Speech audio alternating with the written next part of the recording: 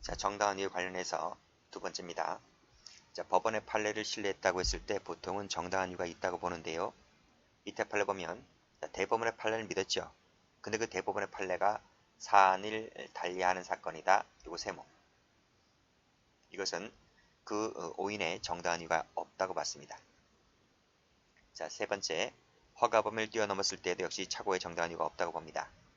밑에 1번 보면 일반 음식점 영업 허가를 맡았잖아요.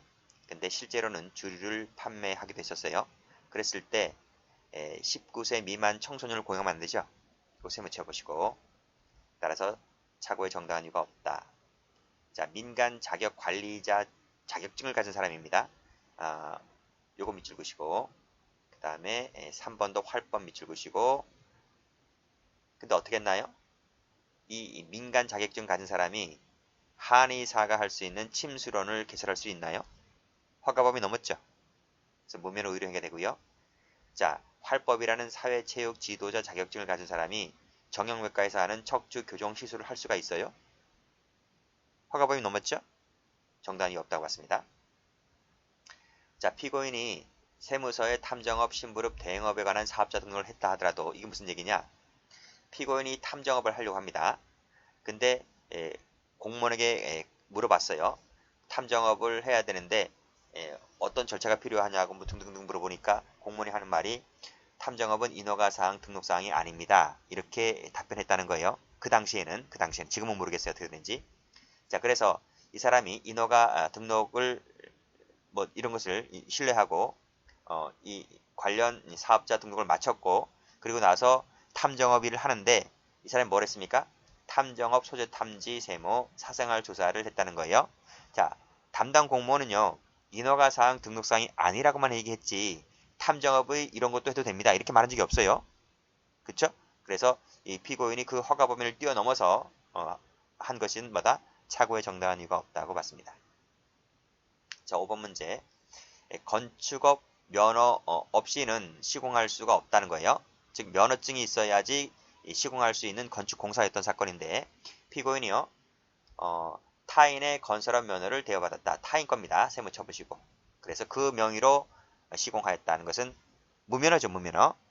타인 명의를 했기 때문에 따라서 이것은 그 착오에 정당한 이유가 없다. 이렇게 봤습니다. 설령 이 공사를 할 때 비록 위 면허 대여가 가로 열고 감독관청의 주선에 의해서 행해졌다 할지라도 감독관청의 주선에 의해서 행해지게 되면 무면허가 유면허로 바뀝니까? 그런 건 아니잖아요. 그래서 이것은 뭐다? 착오의 정당한 이유가 없기 때문에 건설업법 위반죄로 처벌된다. 이런 말입니다. 자, 그 6번, 7번 다 그래요. 6번, 7번까지, 8번까지 다 그래요. 전부 다 무면허입니다.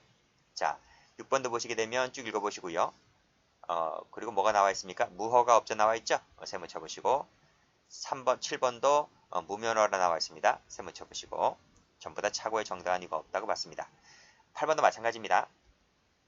보장구 제조 허가를 맡은 사람이 다리 교정기에 대해서는 허가를 맡지 않고 있다는 거예요. 그랬을 때 착오의 정당한 이유가 없다. 이렇게 봤죠. 왜 그런가 하면 여기 첫 번째로 나와 있습니다. 보장구라고 하는 것은 장애인 보완을 위해서 필요한 도구에 불과할 뿐이다. 이 다리 교정기는 정형외과용 교정장치다. 성질 자체가 완전 달라요. 그렇기 때문에 보장구 제조 허가를 맡았다고 해서 저절로 다리 교정기까지 만들어 팔 수 있는 것은 아닙니다. 역시 허가 범위를 뛰어넘기 때문에 착오의 정당한 이유가 없다. 이렇게 봤어요. 자, 이제 나머지 기타 판례 보겠습니다. 이 판례 별표 치시고. 최근 판례죠. 병역법 위반죄와 관련된 것입니다. 자, 병역법을 가보게 되면요. 현역입영 소집 통지서를 받고 정당한 이유 없이 응하지 않은 사람을 처벌함으로써 그쵸? 그 관련 조항입니다. 따라서 위 조항에 따르게 되면 정당한 이유가 있을 때에는 피고인을 벌할 수가 없는데 이 정당한 이유는 뭐다? 빨간색으로 구속요건 해당성을 조각하는 사유다. 동그라미 치시기 바랍니다. 책임 조각이 아니에요. 책임 조각이 아니라 우리는 그렇게 배우잖아요. 우리 지금 금지착오를 배울 때 착오의 정당한 이유가 있으면 책임 조각된다 이렇게 배우잖아요. 근데 이 사건에서는 뭐다? 착오의 정당한 이유가 있다면 애당초 처음부터 구성권 자체를 탈락시키는 사유로 본다. 이렇게 보시면 돼요. 일단 이것이 가장 중요하고요. 그리고 밑에 보면 자 진정한 양심에 따른 병역 거부라면 병역법상에 말하는 정당한 이유가 있다. 이렇게 보았어요. 여기서 진정한 양심에다가 동그라미 쳐보시고 빨간색으로. 자, 그래서 3번 보시게 되면 여호와 증인이죠. 그래서 통지서를 받고서도 입영을 거부하고 있는데 양심을 이유로 입영을 거부하고 있는데 판례가 뭐라고 하고 있습니까? 이것은 진정한 양심에 따른 것이기 때문에 정당한 이유가 해당될 여지가 있다라고 해서 뭐로 봤어요? 구성요건 해당성 조각사유라고 봤어요. 개인적으로 할 말은 많은데 강의하는 것이기 때문에 1번하고 2번만 이렇게 받으시면 돼요. 자, 중요한 것은 뭐다? 중요한 것은 구성요건 해당성 조각사유다. 이렇게 정리를 해두시면 돼요. 그리고 진위에 따른 양심은 정당한 이유라고 보았다. 그 정도까지로 정리해 두시면 될 것 같아요. 자, OX 판례 갑니다. 자, 나머지 판례들이죠. 자, 빨간색으로. 자, 이복 동생 이름으로 해병대에 자원 입대하였다. 휴가 나왔어요. 그래서 인사차 갔는데 오케이 군대 갔는데 이러는 거예요. 걔가 몸이 아파서 내가 대신 군대를 살아주는 건데. 그래서 이 피고인이 어떻게 생각했어요? 아, 다른 사람 이름으로서는 걔 군대 갔는데 뭐 그렇죠? 다른 사람 이름으로서는 군대를 할 필요가 없다고 생각했다. 당연한 거죠. 그래서 이 사람이 군대를 복귀하지 않았습니다. 라고 했을 때 탈영죄가 될 것인가, 병역법 위반죄로 처벌될 수 있을 것인가 라고 하니까 이것은 그럴 만한 이유가 있다. 그렇죠? 그래서 정당한 이유가 있구나 라고 해서 처벌을 면했던 사건입니다. 자, 주민등록법 얘기 나와 있네요. 자, 이미 주거를 이동하고 있는 같은 주소에 대원신고를 했기 때문에 피고인이 뭐래요? 같은 주소에 대원신고를 하였대요. 따라서 피고인이 재차 동일 주소에 대원신고를 하지 아니하였다는 거죠. 그렇죠? 이미 했기 때문에 그래서 안 한 것은 뭐다? 정당한 이유가 있다 라고 봐서 범위를 조각한다 이렇게 봤습니다. 자, 그 다음 자 3번 볼게요. 자, 세 번째 줄까지가 사실관계인데 읽어보시고요. 자, 그 다음 피고인이 예정사업지 시설 등을 미리 갖춘 후에 실제 영업을 행위를 하기 전에 변경 허가를 받으면 된다라고 생각한 것 자체가 착오의 정당한 이유가 있기 때문에 책임을 면한다 이렇게 보았습니다. 됐고, 자, 그 다음 밑에 판례 볼까요? 사람이 죽으면 당국에 신고한 연후에 그 시체를 매장하여야 하는 것이 상식이잖아요. 근데 이걸 몰랐대요. 몰랐다고 말하는 게 말이 돼요? 착오의 정당한 이유가 없다는 거예요. 자, 소를 함부로 끌고 가게 된다. 그럼 절도가 되죠. 절도가 됩니다. 근데 미안하다는 그 양해를 구하는 편지를 써놓았다 그러면 책임이 조각되나요? 편지를 써놓고 간 것이 책임이 조각되는 사유냐고요? 책임이 조각되는 사유가 안 됩니다. 그렇죠? 소를 함부로 끌고 가게 된 것은 절도가 되는 거예요. 이퀄 절도가 된다. 그래서 편지를 쓰고 나온 것은 착오의 정당한 이유가 없다 이렇게 봤습니다. 당신은 농경사였기 때문에 소 한 마리 값이 웬만한 전답보다 확실히 비쌌어요. 그 당시 때는요. 소가 귀했죠. 자, 3번 볼게요. 자, 선거에 출마하려고 하는 자인데 그 밑에 선거 기부행위 금지기간 있죠. 금지행위 기간에 기부행위를 하는 등의 이 사전선거운동을 하는 것이 이게 합법적인가요? 자기는 합법적으로 생각했대. 의례적인 걸 생각을 했대요. 이것이 착오 정당한 이유가 있다고 봐요? 없다고 보죠. 보통 선거에 출마하려고 하는 사람은 이 공선법 조항은 웬만큼 알고 들어오잖아요. 그렇죠? 그런데 이걸 몰랐다고 하는 것 자체가 의례적인 것이라서 합법적이라고 생각했던 것 자체가 뭐다? 그만큼 착오의 정당한 이유가 없다고 봤습니다. 당연히 다 처벌되는 것들이죠. 자, 그 다음 4번, 5번, 6번을 묶어볼게요. 공무원에 대한 금원 공여행위는 뇌물공여죄가 되죠. 그 다음 지자체장이 이 참석자들에게 음식물 제공해주면 되나요? 안 되죠. 자, 그 다음 밑에 경찰관이 어떤 참고인 진술소설을 찢어버리고 그 새로운 내용의 진술소설을 작성한 것 자체가 착오의 정당한 이유가 없다. 그렇죠? 공용소리 무효죄가 되는 거죠. 근데 제가 이것을 왜 묶었는가 하면 전부 다 뭐가 나와요? 관행이다, 관례다라고 하는 것은 책임 조각 사유가 되지 않습니다. 아시겠습니까? 이 관례가 잘못되었다는 거죠. 이런 것은 이 판결을 통해서라도 바꿔줘야 되는 겁니다. 그래서 이 관례는 뭐다? 위법성 조각사유, 책임 조각사가 되지 않는다는 것을 제가 누누이 말씀드린 바가 있습니다. 됐죠? 그 다음 7번을 가보시면 자, 제약회사 근무한다는 자로부터 나와있죠? 여기서 생화편 세무 쳐볼까요? 생화편. 근데 면허가 없어요. 면허가 없다 밑줄 그시고 이것도 정당한 이유가 없다고 봤습니다. 8번 가보시면 선수로서 활동할 능력이나 의사가 없대요. 없는 일반인들이다. 세무 치시고. 근데 이 사람들에게 뭘 해줬습니까? 선수 등록 확인증을 발급해 준 것 자체가 잘못됐다는 거예요. 이것은 착오에 정당한 이유가 없는데 역시 마찬가지로 관행이다. 이 관행은 뭐다? 정당 사유가 되지 못합니다. 자, 23년 동안 경찰로서 근무를 해온 사람인데 허위 공문서 작성이다. 세무 치시고. 역시 허위 공문서 작성죄가 돼버리죠. 정당한 이유가 없다고 봤습니다. 중개업자가 중개료를 산정함에 있어서 조리를 잘못해서겠대요. 이게 말이 돼요? 그래서 허용되는 금액을 초과한 돈을 받았어요. 이런 사람들 정말 태반이에요. 중개업법령 위반죄가 되죠.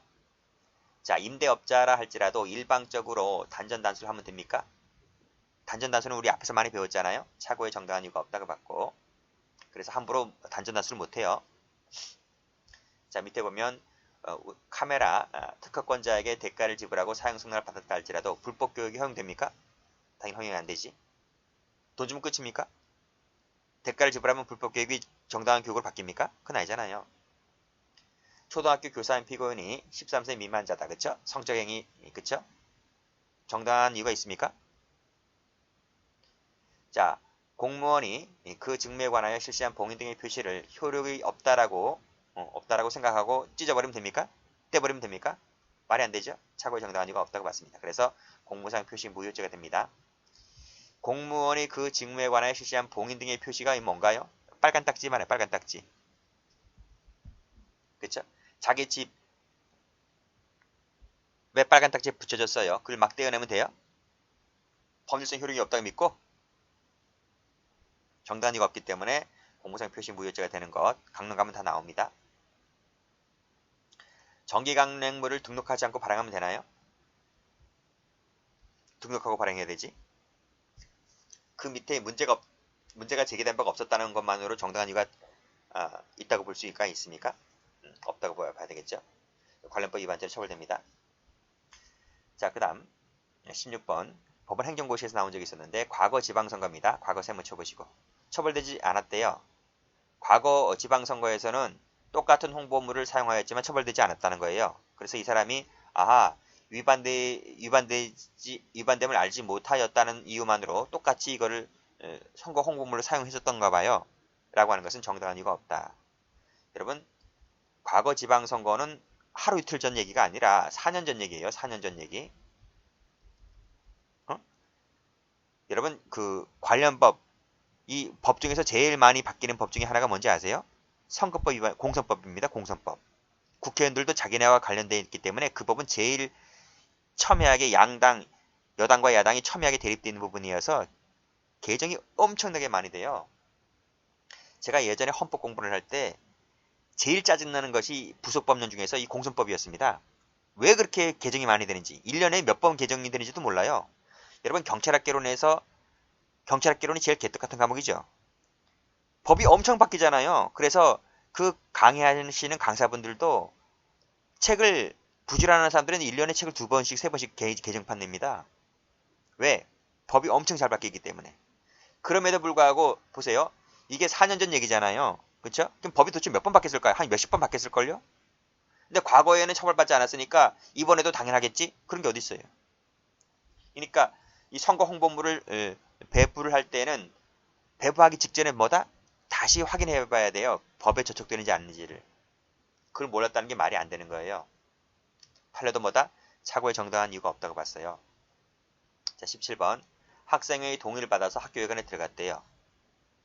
근데 여기서 학생회 세무쳐 보시고 야는 동의권자가 아니에요. 동의권자는 누구한테 있다? 대학 당국에게 동의권이 있다는 겁니다. 이 대학 당국의 동의를 받고 들어와야 되는 것이다. 이거예요.